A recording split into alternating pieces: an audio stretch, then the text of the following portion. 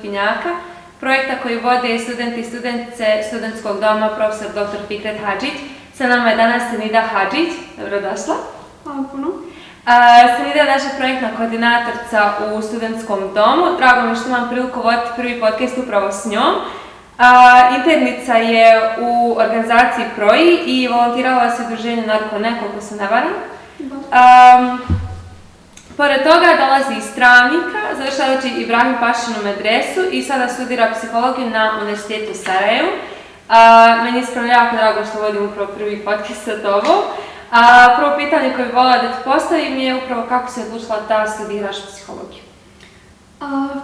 Prvo, hvala ti što si me zvala i drago mi je isto tako da imam priliku pričati s tobom i da ovako kažem par riječi pošto volim da pričam.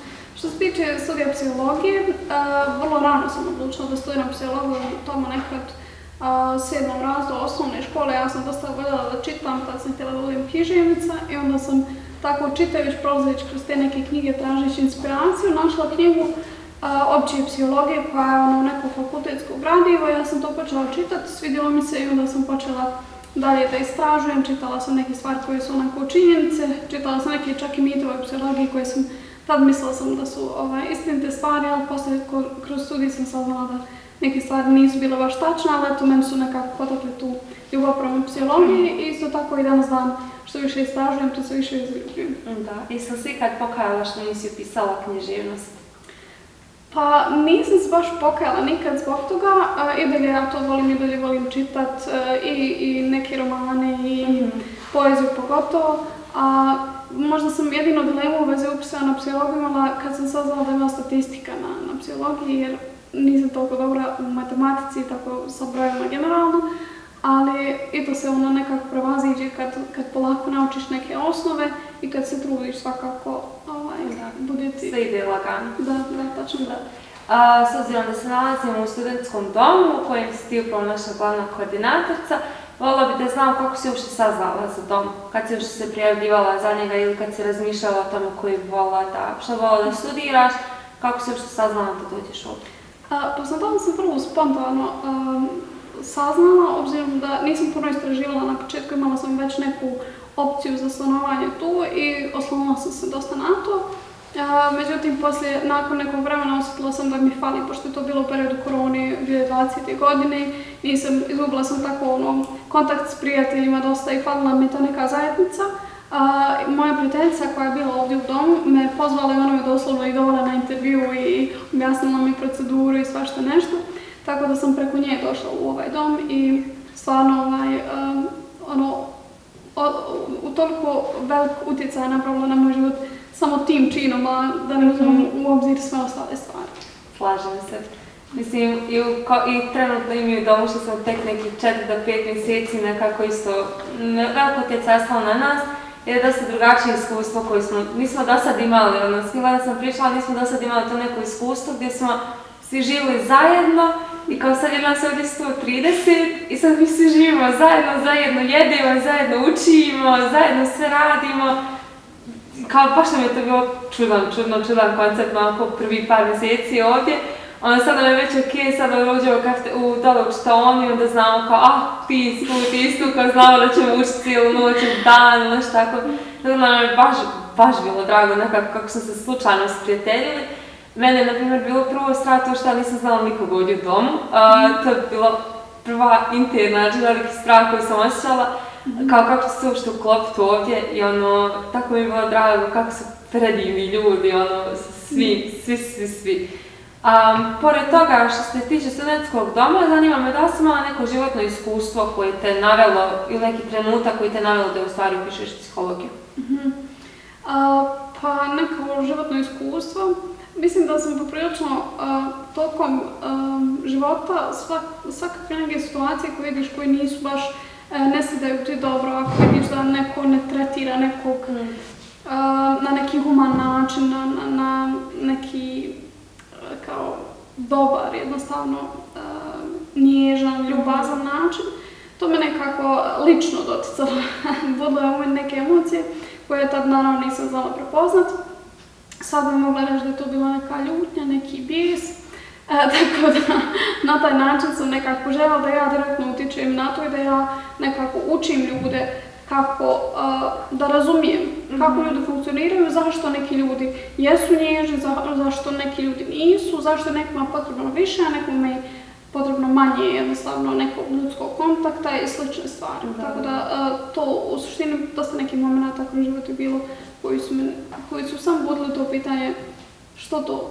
Tako da zbog toga je to jedan od razloga upisa psihologije. Drago mi je. Volim da pričam s ljudima koji studiraju psihologiju, jer je to tako nekako zanimljivo područje studiranja i pored toga teško područje studiranja.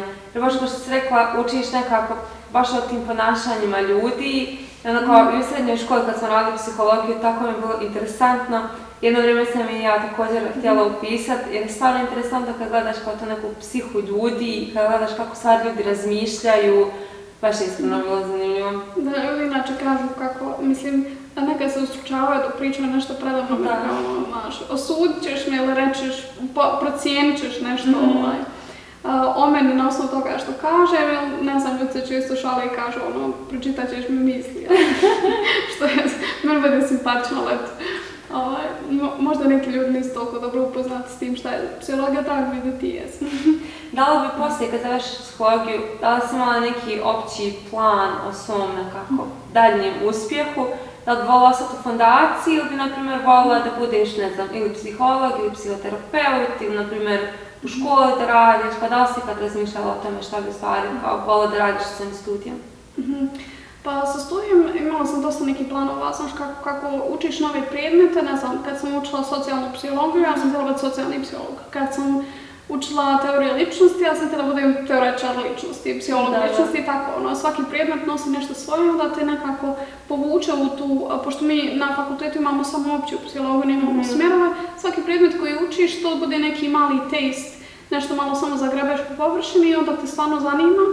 Tako da sam ja imala dosta nekih previranja oko toga gdje tačno da idem, još uvijek nisam donijela finalnu odluku, nekako se vadim time da sam još uvijek mlada i to je još predavno, ali moja dosadašnja iskustva koja su vezana za psihologiju, to recimo navela se Narko.net, to je bilo jedno iskustvo u kojem sam ja imala priliku raditi sa djecom i bilo mi je korisno da budem sigurna u to jesam ja je li to mene ispunjava, je li to za mene. Isto tako, dosta ovdje projekata koje sam radila u fondaciji su bili u neku ruku HR, projekt management i slično. I kao moja uloga kao psihologa i moja ličnost psihologa u tim projektima me isto tako motivisala u suštini da dosta više istražujem o međuljudskim odnosima u tom aspektu rada na projektima, rada na kompanijama i slično. Tako da to je trenutno jedno od mojih kao većih strasti. I isto tako bila sam rekruter u Popcorn Recruitersima, to jest intern jedno vrijeme i tu mi je isto bilo jako zanimljivo na koji način doprijeti do kandidata, kako saznati, kako mečati osobu sa pozicijom koja je otvorena negdje. Tako da dosta tih nekih iskustava je bilo, ali još uvijek nisam donijela finalnu odluku. A svakako ovo što se tiče ostajanja u fondaciji, ja definitivno planiram ostati tu povezana nekom niti, možda time što hoću biti dio sam organizacijalnog tima alumni sa fondacije, tako da kroz to sigurno, ali ko zna što još vrijeme nosi. No dobro, još uvijek imaš vremena. Da, hvala Bogu. Hvala Bogu. S obzirom da radiš, koliko znam, i studiraš isto vrijeme, nešto što me stalno zanimalo je kako uspijevaš da balansiraš to vrijeme, jer dosta studenata danas i nas koji smo prva godina i starijih i radi i studiraju isto vrijeme, međutim dosta njih ima problem s tim kako da balansiraju te akademske obaveze i pored toga kako da balansiraju posao. Baš zanimalo kako ti to uspijevaš da radiš.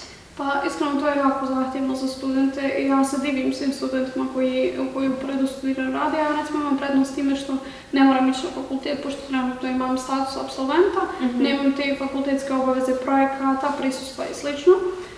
Tako da uspijevam, u toku dana sam posvećena tom poslu koji radim, mislim tom internshipu, a nakon tog radnog dana, da tako kažem, imam to večernje vrijeme za učenje, za odmor, isto tako vikende, isto tako je bitno, naučila sam kroz sva ta neka iskustva otvorenu komunikaciju, asertivnost, pa sam tražila petke slobode da imam dobro vremena da se odmorim i da učim, tako da bitno je da prepoznate svoje potrebe, da znate šta točno vam treba, da ih znate iskomunicirati i isto tako da poslušite te prioritete. Trenutno meni to neko radno iskustvo prioritet, tako da je većina mog dana u toku, vremena u toku dana, posvećena tome, ali obzirom da studenti prvih i drugih godina tek počinju sa fakultetom, tek imaju dovoljno vremena i za iskustvo i za karijere i slično, ja preporučam stvarno da se prvo posvetite fakultetu, a poslije vi vjerujte, pogotovo kad živite u ovom domu, recimo, pa imate tako dosta nekih korisnih iskustava, možete naći dosta nekih još zanimljivih, radnih, plaćenih i slično koji vas poslije mogu odvesti ko zna gdje. Da, slažem se. Mi smo na početku pokušali da kao nađemo neki studentski posao ili nešto slično, međutim bilo je previše. Bilo je stvarno previše nekog akademskog stresa, jer smo tek počeli, sve nam je nekako novo i onda pored toga još kao i da radimo i da imamo dodatni taj stres od posla. To nam je stvarno za početak tad bilo baš previše i onda smo razmišljali kao ako Bog da može sljedeće godine ili sljedeću akademsku godinu nešto tako da pokušamo ako uspijemo. Pored i tvog posla i psihologije i u fondaciji, dugo si volontirala i dugo si bila u svijetu volonterizma, a dosta također i studenata kako i ovdje u fondaciji, tako i izvan fondacije volontira i također dosta nas koji smo aktivisti. Kako si ti počela uopšte s tim svijetom? Šta je bilo nešto što te prvo zanimalo da si išla u taj cijeli svijet aktivizma? Pa ja sam, obzirom da sam odrasla u Travniku, tu sam dosta istraživala, tražila prilike za volontiranje, ali pošto je to mala sredina nisam baš naišla na, ili jednostavno ja nisam u tom periodu, pošto sam bila mlada, nisam naišla na dovoljno prilika, a stvarno sam bila željna i žedna tog nekog iskustva i tog nekog rada skupa sa drugim mladim ljudima. Tako da, tehnički, ja smatram da je moje volontersko iskustvo više počelo kad sam došla u Sarajevo. Dakle, prvo kroz dom, sjećam se svog prvog volontiranja, to je bila neka priprema hrane, neka sitnica potpuno. Meni je to bilo tad neka velika stvar. Isto tako sam kroz srednju školu učestvovala dosta u sekcijama i ne znam, ako smo imali dan otvorenih vrata, htjela sam da budem tu, ako smo imali neki event, htjela sam da pomognem, ako smo imali neku predstavu, htjela sam da učestvujem, tako. Kroz to možda u jednu ruku tu se gradi taj neki volonterski duh, a ovdje je počelo to neko volontersko iskustvo. Tako da, ti neki mali koraci rada u backgroundu, to mi je bilo neki početak. A da li si ti kroz projekt fondacije, da li ti je to uspjelo da napreduješ dalje u svom volonterskom svijetu? Kao da li si imala zbog fondacije također priliku, kao druge nove prilike za daljnjim rastom? Da, svakako. Mislim, kad sam tek došla, tek sam volontirala sam samo isključivo u fondaciji na prvoj godini studija, jer sam tada još uvijek pokušavala izbalansirati akademski neki svijet i taj svijet volontiranja i još društveni život, ti novi prijatelji i slično. Tako da sam na drugoj godini već počela volontirati van fondacije, to je bila prvo udruženje u kojem sam sad intern, tad sam bila član zagovaračkog odbora mladih, još uvijek sam tu član, ali to je bilo kao prvi susret. Isto tako sam na toj godini volontirala u Narko.ne projektu, to je bilo 6 mjeseci i volontirala sam u Srce za djecu, ovako neki projekti koji su imali, nisam tu bila aktivno uključena, nego više onako volontir neke ispomoći. Tako da, definitivno me otvorilo puteve i poslije toga, da ne pričam o tom napretku koji dobiješ kad stekneš neko iskustvo, pa evo sad, mislim, evo samo kroz fondaciju ovih 5 godina, sad taj napredak od, ne znam, običnog volontira do nekog organizacijskog volontira, do nekog koordinatora volontira i slično, to poslije, ne znam, koordinatora volonterskog programa, tako. Tu su neke stepence koje stvarno fondacija pruži I unutar fondacija sigurno sam da se mogu primijeniti van fondacije. Da. Koji bi, na primjer, izdvojila da ti je najljepši trenutak koji si imala u cijelom volonterskom svijetu? Tough question, teško pitanje.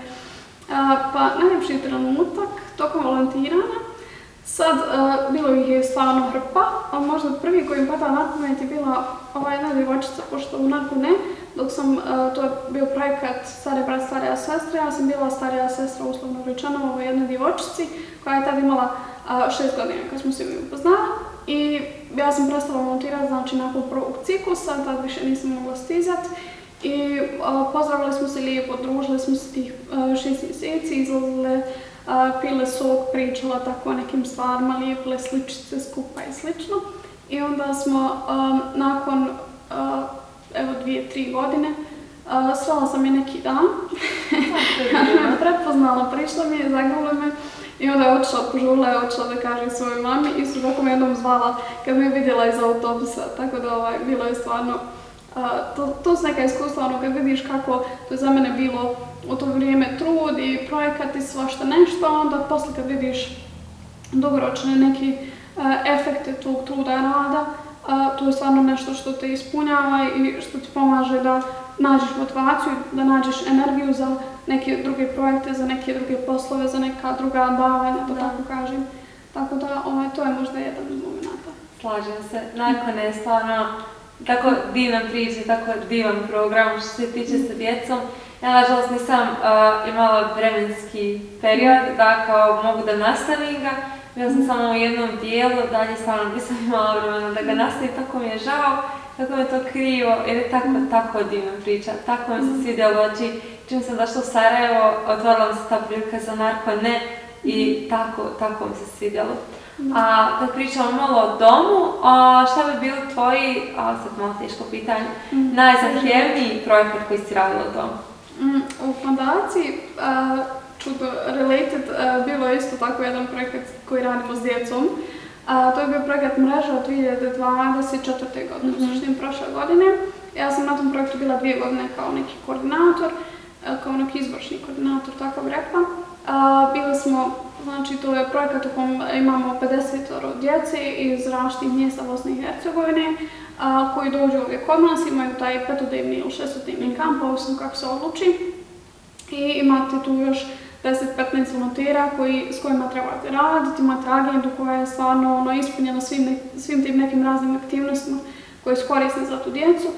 Tako da to je bio jedan projekat kojem sam stvarno dala sve od sebe, i fizički i mentalno, ali je bilo stvarno zanimljivo i bilo jedno korisno iskustvo za mene, pogotovo jer sam imala baš puno uloga u tom momentu. Tako da to je bio možda jedan od najzanimljivijih, najizazovnijih projekata koji sam radila u fondaciji.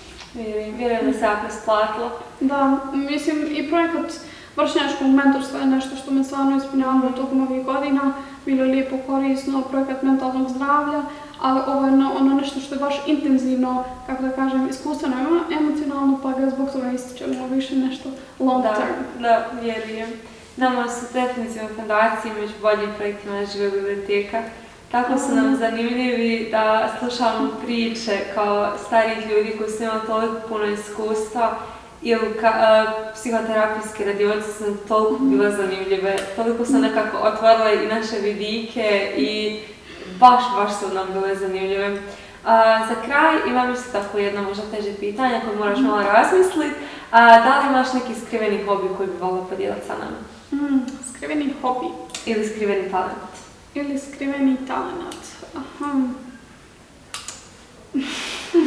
Ok, ovo možda nije talent, to je neki, kako da kažem, manjak vremenske orijentacije ili osjećaja vremenske orijentacije, ali imam taj skriveni talent da sam uvijek 10 minuta, znači uvijek 10 minuta kasnim, 5-10 minuta ali uvijek kasnim, bez obzira koliko vremena imam, to je možda nešto, nešto stvarno na čemu sam se dugo vremena trudila raditi, svašta nešto pokušavala, planera, organizirati se, ovako, ali imam baš da je to neki dio mog DNK, neki, tako da reći, talent, tako da, a hobi, ne, stvarno sam, što se tiče hobija, to sam dosta istraživala, onako, ne znam, sad, moja cimerca, recimo, slika, pa mi je ona dala svoj kanvas i uči me nekim tehnikama, tako da to je nešto novo što sam probala, počela. To je baš divno. Da, jako interesantan hobi. Da, baš možda čak i vas može. Ona je voljna da organizuje neke tako radionice, tako da možda i može nagovoriti na to. Definitivno bi voljeli učestvovati u njima. I zadnje što imamo jeste segment na koji ćemo od sad početi da radimo na podcastima, to su asocijacije. Postavit ću ti 4 pojma i za svaki pojam prvo nešto što te asocira. Prvi pojam je psihologija. Humanizam. Studentski dom. Društvo. Studiranje. Napor. I ispiti. Stres. Slažem se. Stres, no mi ništa drugo nije prva asocijacija. Slažem se. Sarida, hvala ti puno što si učestvovala sa mnom na prvom podcastu. Bilo mi je jako zanimljivo. Nadam se da i tebi je bilo zanimljivo da pričaš sa mnom. Meni je definitivno bilo zanimljivo što sam imala ovo prvo iskustvo, pogotovo zašto je bila sa tobom. Hvala ti puno, Mina, stvarno mi je bila čast da budem vaš prvi gost i nekako predviđam vam baš veliki uspjeh u vašem projektu. Drago mi je da ga baš vi radite, vidjela sam da je stvarno jedna super ekipa iza i evo moj prvi susret s vama je bio jedno prelijepo iskustvo, baš toplo. Hvala vam na tome. Hvala tebi. Dragi gledalci, hvala što ste nas pratili u današnjoj epizodi Finjaka. Ostanite sa nama i pratite nas na svim društvenim mrežama da gledate daljnji i zanimljivi sadržaj koji ćemo spremati za vas. Na svim društvenim mrežama možete nas naći pod finjak.sa. Hvala vam!